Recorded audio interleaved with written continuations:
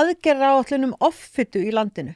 Fyrsta aðgerðin í plannu heitir eitthvað þá leið að þeir að skoða hagræna hvata. Hvað það?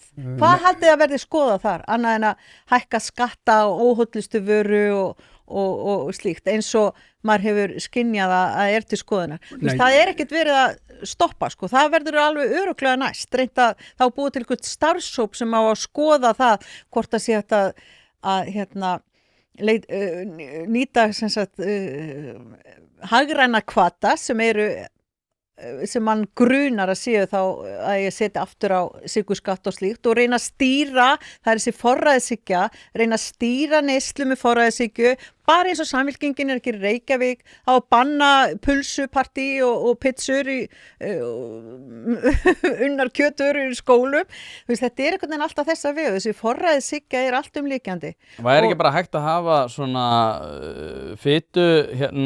fitumælingastofnun Ísland, þar sem að við værum bara fitumæld og svo værum við með skattprósentu eftir því. Það væri nefnilega svolítið sniðugt, sko. Við værum auðveldara viðfangsefni fyrir heilbrigðiskerfið, þannig að það væri mikill hvati og var alltaf með lægri skatta eftir því sem hún væri í minni fituprósentu.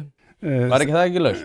Þetta er góð hugmynd, þá myndum menn kannski grenna sig svolítið hraðar en sko aðgerðir ríkisstjórnar eru svolítið grátlegar að því leytinu til að þau ætla að fækka ríkisstarfsmönnum 1%. Þegar það eru 200 manns, þeir eru búin að fjölga meir en 1000 á hverju einast ári núna undanfarið. Og þá ætla þau að spara með því að fækka 200 manns. Þetta er náttúrulega bara galið og ríkisstjórnin hefur sýnt það og hún er mjög fær og öflug í því að leggja á skatta. Leggja á nýja skatta og fá hugmyndir hvernig sé hægt að auka tekjur ríkissjóðs í gegnum skatttekjur sem lenda yfirleitt á vinnandi fólki sem að reka fyrirtæki, smá fyrirtæki og fólki sem býr út á landi að mestu leitis.